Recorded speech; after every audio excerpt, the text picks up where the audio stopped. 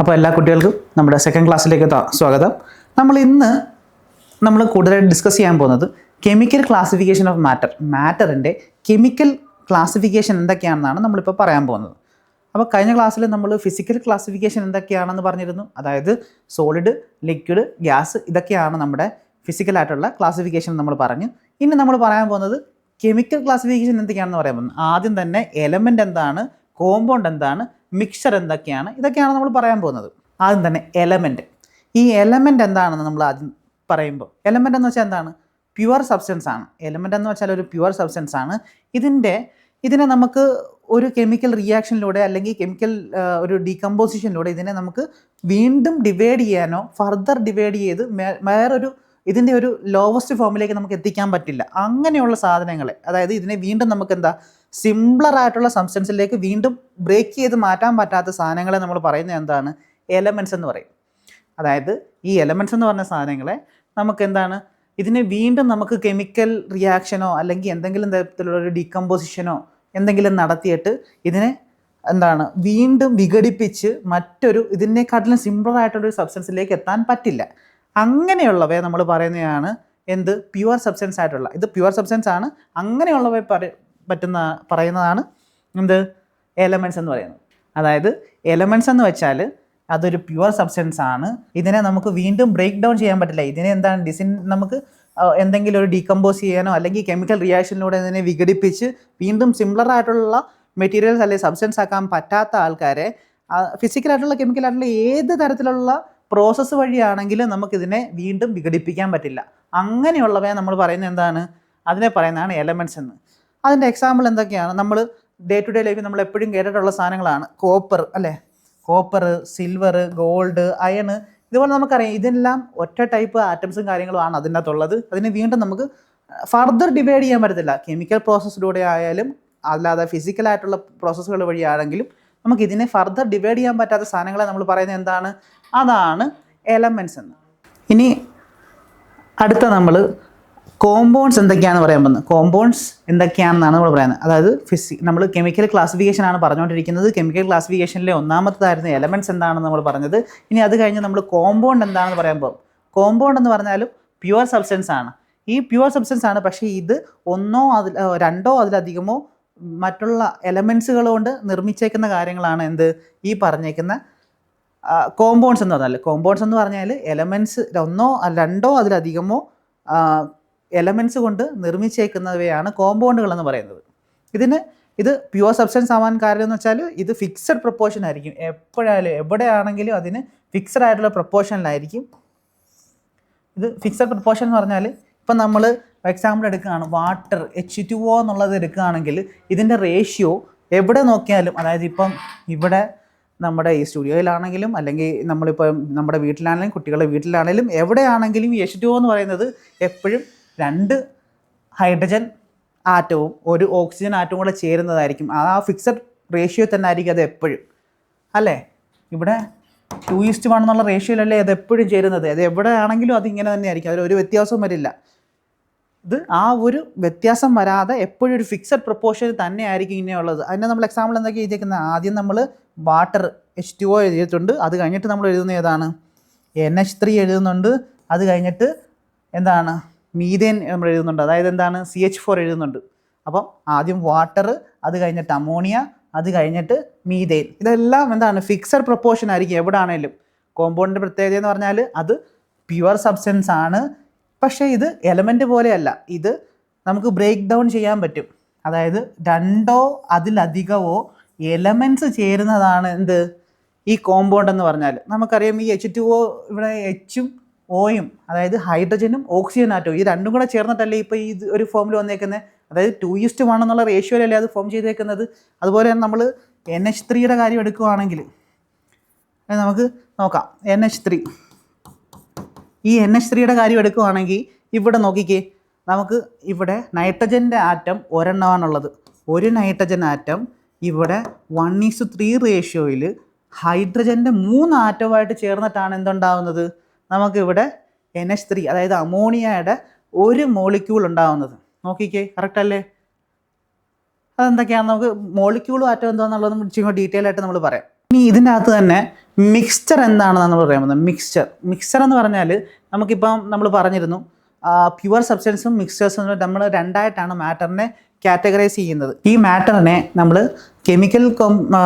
നമ്മളിപ്പോൾ പറഞ്ഞ chemical classification പ്രകാരമാണ് ഇത് പ്യുവർ സബ്സ്റ്റൻസും പിന്നൊന്ന് മിക്സ്ചേഴ്സും ആവുന്നുണ്ട്. എന്തൊക്കെയാണ്? മാറ്ററിനെ നമുക്ക് പ്യുവർ സബ്സ്റ്റൻസും മിക്സ്ചേഴ്സുമായിട്ടാണ് മാറ്റുന്നത്.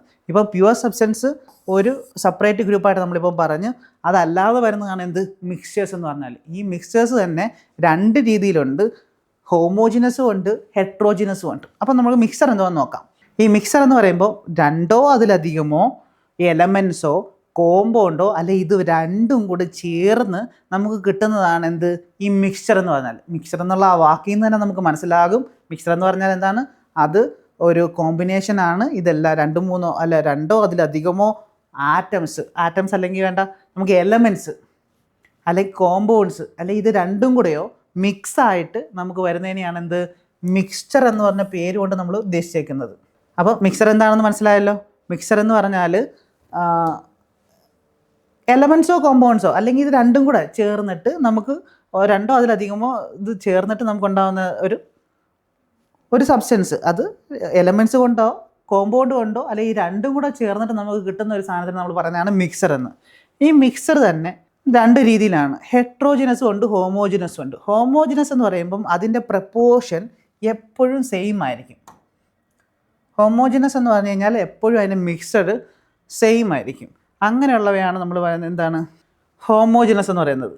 ഹോമോജിനസ് എന്ന് പറഞ്ഞാൽ ഈ components completely mix with each other, രണ്ടും കൂടെ പെട്ടെന്ന് മിക്സായി അല്ലെ അത് നല്ലോണം മിക്സായി വരുന്ന ആ ഒരു ഇതിനെയാണ് നമ്മൾ പറയുന്നത് എന്ത്? ഹോമോജിനസ് മിക്സറിൽ കമ്പോസിഷൻ യൂണിഫോം ആയിരിക്കും, എവിടെയും യൂണിഫോം ആയിരിക്കും അല്ലേ.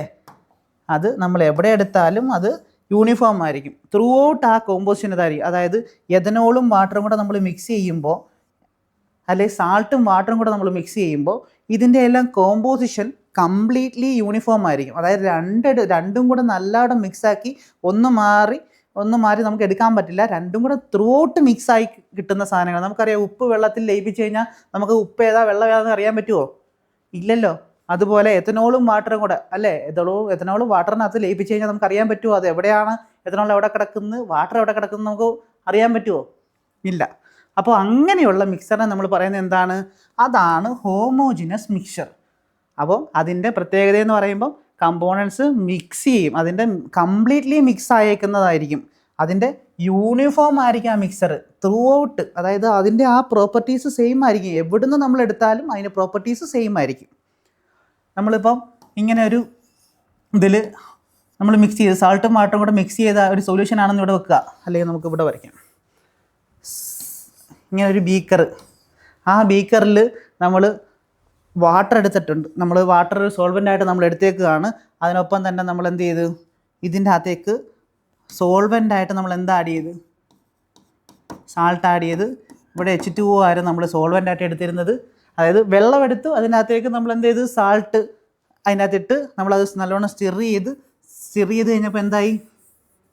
സ്റ്റിർ ചെയ്ത് കഴിയുമ്പോഴത്തേക്ക് നമുക്ക് ഇതിനെ എന്തായി? ഉപ്പ് വെള്ളമായില്ലേ, ബ്രൈൻ സൊല്യൂഷൻ ആയില്ലേ, സാൾട്ടും വാട്ടറും കൂടെ ചേർത്ത് സൊല്യൂഷനായി. ആ സൊല്യൂഷൻ നമുക്ക് അതിലേക്ക് നമ്മൾ മിക്സ് ചെയ്തിട്ട് നമ്മൾ ഇതിൻ്റെ അകത്തുനിന്ന് നമ്മൾ ശകലം വെള്ളം നമ്മളൊരു സ്പൂൺ വെച്ചോ വല്ലതും കോരിയെടുത്ത് കഴിയുമ്പോൾ നമ്മൾ മനസ്സിലാക്കുകയാണ് നമുക്ക് ഇവിടെ നിന്ന് എടുക്കുന്ന വെള്ളത്തിനും വല്ല വ്യത്യാസം കാണുമോ? എല്ലായിടത്തും ഒരേ കണ്ടൻ്റ് ആയിരിക്കും. എന്തുമാത്രം ഉപ്പ് കലക്കിയിട്ടുണ്ടോ ആ ഉപ്പിൻ്റെ കൺസെപ്റ്റ് നമുക്ക് എവിടെ നിന്ന് എടുത്താലും അതേപോലെ തന്നെ ആയിരിക്കും നമുക്ക് കിട്ടുന്നത്. ഇനിയിപ്പോൾ ഞാൻ അങ്ങ് താഴേന്ന് സ്ട്രോ ഇട്ട് എടുക്കുകയാണെന്ന് വെച്ചോ, എന്നാലും ഈ ഉപ്പ് വെള്ളത്തിൻ്റെ ആ ഒരു അതേ ടേസ്റ്റ് തന്നെയല്ലേ വരാൻ പോകുന്നത്. നമ്മൾ ജ്യൂസ് കുടിക്കുമ്പോൾ ഏറ്റവും താഴെ മാത്രമാണോ അതിൻ്റെ ഇത് വരുന്നത്? അല്ലല്ലോ. അപ്പോൾ അതാണ് അങ്ങനെയുള്ളവയെ നമ്മൾ പറയുന്നത്. അതായത് ത്രൂ ഔട്ട് ആ കോമ്പോസിഷനുള്ള സാധനങ്ങൾ നമ്മൾ പറയുന്നതാണ് ഹോമോജിനസ് മിക്സ്ചർ എന്ന് പറയും. സിമ്പിൾ അല്ലേ? ഇവിടെ നമ്മളൊരു ഫിഗർ കൊടുത്തിട്ടുണ്ട്. നമുക്ക് വാട്ടർ അതിനകത്ത് ഷുഗർ ആഡ് ചെയ്യുന്നു. ആ ഷുഗർ ആഡ് ചെയ്ത് കഴിഞ്ഞ് നമ്മൾ അതിനെ ഒന്ന് ഡിസോൾവ് ചെയ്ത് കഴിയുമ്പോഴത്തേക്ക് അത് ത്രൂ ഔട്ട് അതിൻ്റെ ആ കോമ്പോസിഷൻ കാണിക്കുന്നുണ്ട്. അങ്ങനെ കാണിക്കുന്നതിന് നമ്മൾ എന്താ പറയുന്നത്? ഹോമോജിനസ് എന്ന് പറയും. ഇനി അടുത്തത് ഇതിൻ്റെ തന്നെ അടുത്ത കാറ്റഗറിയിലേക്ക് നമ്മൾ പോവാണ്. എന്താണ് അതിൻ്റെ അടുത്ത കാറ്റഗറി? അതായത് ഹെട്രോജിനസ് മിക്സ്ചർ എന്താണെന്ന് നമ്മൾ പറയാണ്. എന്തുവാ? ഹെട്രോജിനസ് മിക്സ്ചർ എന്താണെന്നാണ് നമ്മൾ പറയുന്നത്. ഇപ്പോൾ നമ്മൾ പറഞ്ഞതിൻ്റെ എൻ്റയർലി ഡിഫറെൻ്റ് ആയിട്ടുള്ള സാധനം. ഇതിലത് കോൺസ്റ്റന്റ് പാർട്ടിക്കിൾസ് യൂണിഫോംലി മിക്സ്ഡ് ആയിരിക്കത്തില്ല. യൂണിഫോംലി മിക്സ്ഡ് ആയിരിക്കത്തില്ലെന്ന് പറഞ്ഞാൽ മറ്റേത് നമ്മൾ പറഞ്ഞ് ഫുള്ള് അങ്ങോട്ടും ഇങ്ങോട്ടും മിക്സ് ചെയ്തായിരിക്കും ഇത് വരുന്നതെന്ന് പറഞ്ഞ്. ഇങ്ങനെ എടുത്തു കഴിഞ്ഞാൽ ഇതിൻ്റെ അകത്ത് ത്രൂ ഔട്ട് അത് മിക്സായി കിടക്കുകയായിരിക്കും. ആ മിക്സായി കിടക്കുമ്പോൾ നമുക്ക് എന്താണ്, എവിടെ നിന്ന് എടുത്താലും അതിന് ഒരേ ഒരു പ്രോപ്പർട്ടി, അതേ പ്രോപ്പർട്ടി തന്നെ കാണിക്കും എന്നൊക്കെ നമ്മൾ പറഞ്ഞു ഇല്ലേ. അങ്ങനെ പ്രോപ്പർട്ടി കാണിക്കുന്ന സാധനങ്ങൾ നമ്മൾ ഹോമോജിനസ് എന്ന് പറഞ്ഞു. ഇവിടെ നമ്മൾ പറയുന്നത് constant particles are not uniformly mixed. ഇതെന്താണ്, ഇത് യൂണിഫോംലി മിക്സ്ഡ് അല്ല. കാരണം ഇതിൻ്റെ പ്രത്യേകത എന്താ, ഇത് യൂണിഫോംലി മിക്സ് അല്ലാത്തതുകൊണ്ട് തന്നെ നമ്മളിത് എവിടെ എടുക്കുന്നോ, അതായത് ഇപ്പം ഈ ഒരു ഇതിൻ്റെ കാര്യം പറഞ്ഞു കഴിഞ്ഞാൽ ഓരോ സ്ഥലത്തു നിന്ന് എടുക്കുമ്പോൾ ഓരോ ടൈപ്പിലായിരിക്കും നമുക്ക് അതിൻ്റെ പ്രോപ്പർട്ടീസ് കാണിക്കുന്നത്. അതായത് നമ്മളിപ്പോൾ ചോക്ക് പൊടി, മഡി വാട്ടർ, അതായത് മണ്ണ് വെള്ളത്തിൽ കലക്കുക, ഇതുപോലുള്ള സാധനങ്ങളൊക്കെ നമ്മൾ ചെയ്യുമ്പോൾ അത് ത്രൂ ഔട്ട് ആ ഒരു പ്രോപ്പർട്ടി നമുക്ക് കിട്ടുമോ? ഇല്ല. അങ്ങനെയുള്ള സാധനങ്ങൾ, അതായത് നമ്മൾ ചാർക്കോൾ മിക്സ് ചെയ്യുകയാണ്, ചാർക്കോൾ മിക്സ് ചെയ്തിട്ട് അതിൻ്റെ അകത്ത് നമ്മുടെ എവിടെയെങ്കിലും എടുത്താലോ ഇതേ പ്രോപ്പർട്ടിയാണോ കാണിക്കുന്നത്?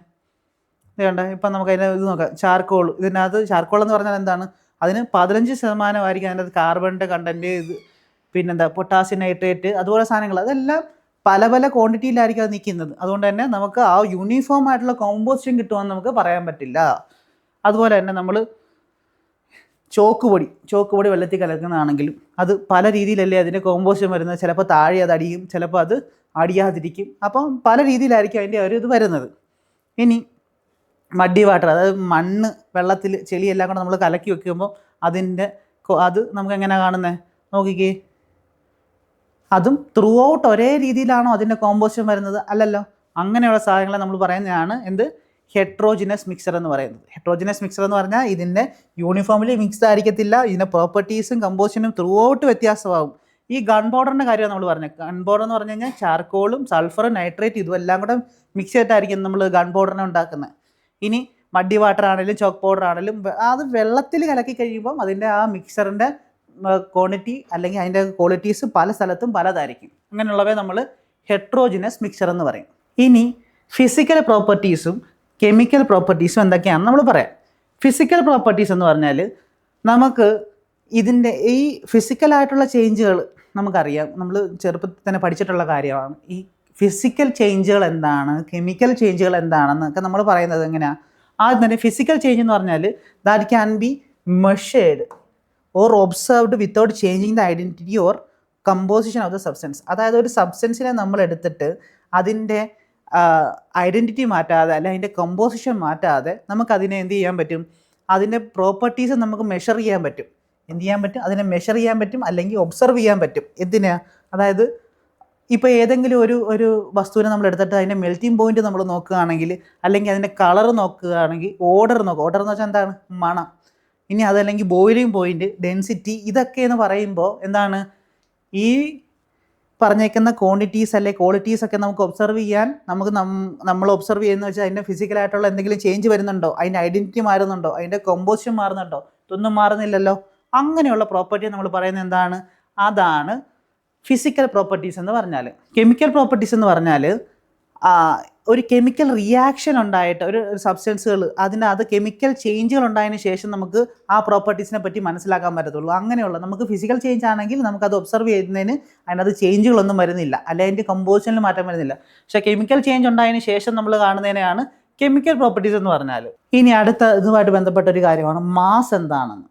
മാസ് എന്താണ്, അതുപോലുള്ള കാര്യങ്ങൾ, മാസ്, വെയിറ്റ്, അതുപോലുള്ള കാര്യങ്ങളെ പറ്റി നമ്മൾ ഡിസ്കസ് ചെയ്യുന്നുണ്ട്. അപ്പോൾ നമുക്കത് അടുത്തൊരു ക്ലാസ്സിൽ നമുക്കതിനെ പറ്റിയിട്ട് ഡീറ്റെയിൽഡ് ആയിട്ട് ഡിസ്കസ് ചെയ്യാം. അപ്പോൾ അതുവരെ ബൈ.